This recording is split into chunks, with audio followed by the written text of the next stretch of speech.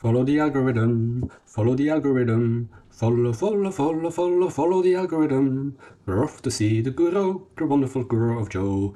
If ever there was a guru of Joe, if ever there was, he is because of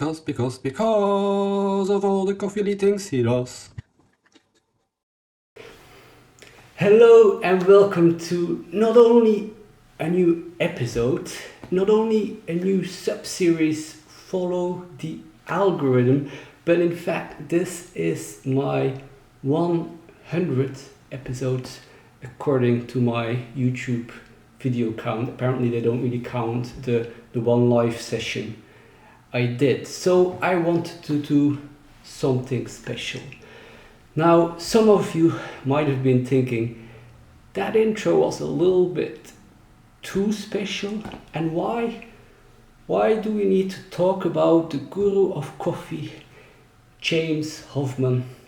Well, in fact, this whole thing started with me watching videos of James Hoffmann, and I guess I can thank him for this purchase. And then, of course, I guess I saw an Aeropress video of this. The chemics, which I haven't even started dealing with in my videos, I guess I can also explore recipes with this. And then the grinder, I mean, this is a joke because we all know that James Hoffmann is not really a manual grinder, so I had to figure this one out on my own. But he did have something to say about manual espresso making. So I end up with all these things. I don't really know if he gets a percentage from this, but that's kind of what at some point I was like, especially when I took the flare, I was like, at the very least I should do a double use of any coffee hobby item I buy. And so here we are 100 episodes later, and I'm still not bankrupt. I'm not making any profit or anything like this. This is really still just a hobby. And so I'm kind of, trying in this YouTube space just to take a tiny spot within a niche basically. So this sub-series will go about comparing myself to, well, James Hoffmann, because in the end he's almost at 2 million followers, and I guess that's more or less the size of the niche. So coffee drinking is not a niche, but going to YouTube and typing coffee, that's already the niche. So you might think, how big is that? Might be 10 million. I'm actually curious, how big is the audience? And James is almost at 2 million, but I guess not.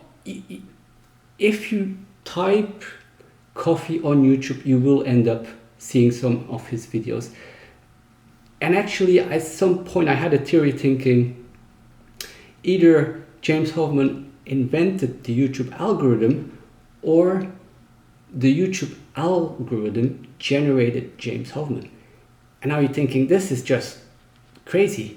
It would have been pre-2023, pre-chat GPT. At this point, we know it can more or less basically generate anything, and it would definitely have generated a better intro, a more entertaining or appeasing for the general public than the kind of content that I'm generating. But for me, it's really just about the process and trying to have some kind of guidelines in the videos that I make and where I'm trying to bring them.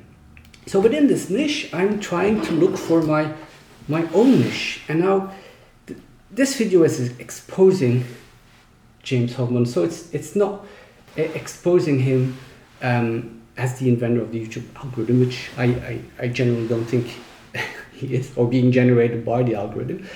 But this It's not new knowledge either, but basically James Hoffmann doesn't like espresso.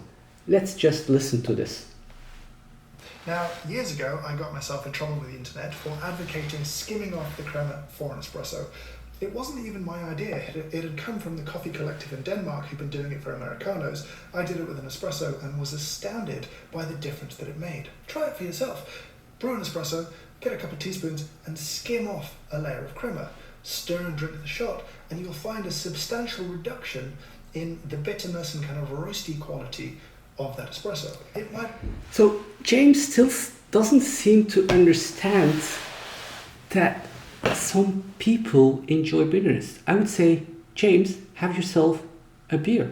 For me, it's just very difficult to understand because without crema, I would not be a coffee drinker. Here, when I was in high school, we got this kind of coffee / sewage water that I for the life of me, I did not understand why people drank that. And it's only after my time in Italy, learning about crema for real, first really with cappuccinos, but then even I kind of went to Senseo, and it's at this point, I know it's kind of a fake crema, but I still enjoyed it, and it still was kind of a step on my course towards being an espresso aficionado. So I figure, given the fact that James doesn't really care about espresso, within this niche there must be still some space for another million or so of followers. No, I'm joking. I that's really not why I'm making the videos, and I actually never ask anyone to subscribe or even like the videos. But if you happen to enjoy some of the content and you've been here from the start or somewhere along the way, thanks for following my content, and hope to see you on one of the next adventures.